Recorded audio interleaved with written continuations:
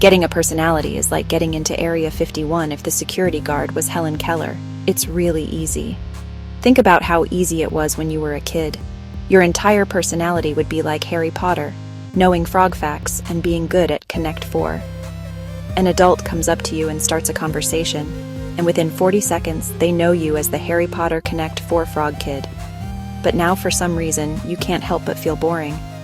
Because after the 82nd time in a row of not being able to name a single one of your interests, it might start to feel like you just don't have any. But in fact, getting a personality is way simpler than advice on the internet makes it seem. Most people say, be yourself, but that's just extrovert propaganda. Since extroverts can be interesting just by existing and using social wizard tactics, an introvert may know about, but could never execute. So unless you're willing to switch sides, your next option is to go to Google. That kid who pushed you over on the playground in kindergarten? The guy in cargo pants with exotic snakes who came to your school assembly to tell you snake facts.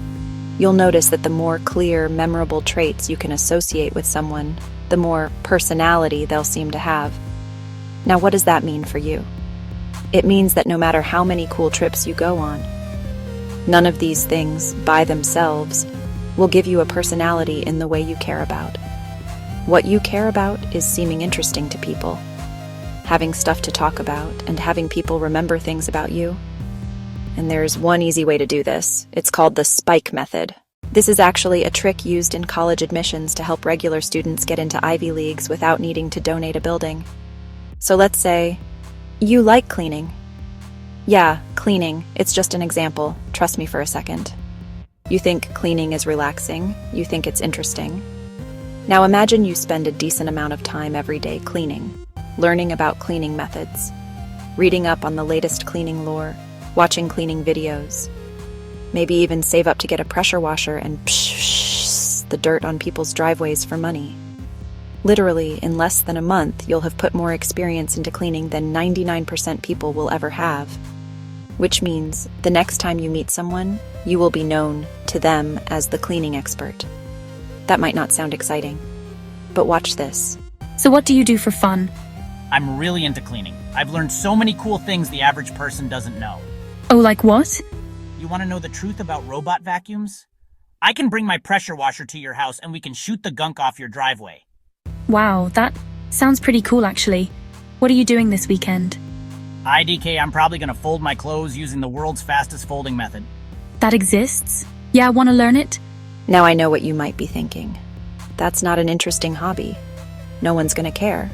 So just replace cleaning with whatever you find interesting and run with that. Don't worry about being boring. That thing just gets your foot in the door.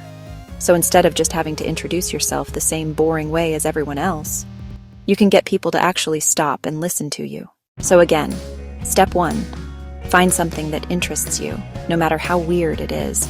Step 2, gain experience in it until you know slightly more about it than most people do. Step 3, when introducing yourself to people, talk about this thing. Step 1, find something that interests you, no matter how weird it is. It can be anything. Yes, even that. Step 2, gain experience until you know slightly more than most people. The key is contrast. You don't need to be the best, just noticeably ahead. Small, consistent time adds up fast. Step 3. When introducing yourself to people, talk about this thing. That's it. Step 4. There's no step 4. It's that easy. Fun fact. College admissions officers are literally paid to identify applicants who have cool personalities. When they discover that you're better than 99% of people at something obscure, like cleaning, they call it, well, a spike, because it sticks out. Which is why the college essays with the highest success rate are about super niche things. Now, important disclaimer.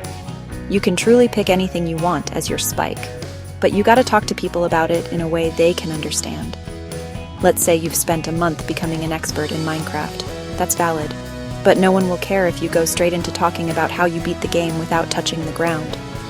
Instead, explain what Minecraft is, how you got into it, how you beat it, and then explain how you did it. People will actually be patient to listen as long as they can understand it. The second you start using big words and niche terms to sound smart, That's when people stop listening. Which is why when Bill Nye explains volcanoes to you, it's interesting. But when someone with a PhD in volcano science explains them, you start wondering halfway through if they're even a real person. So yeah, hopefully that was easy to understand. I'll be taking donations in the form of subscribes to fund the next video. If you spend a month on one thing, you'll put more experience into it than most people have. That gives you social proof and conversation starters. Compare focused effort to scattered dabbling. The spike is what people remember. So pick one thing and make it stick out. Tip: tell people a simple story about how you got into it. Use language people understand. Bring it to life. Show, demo, or offer to help.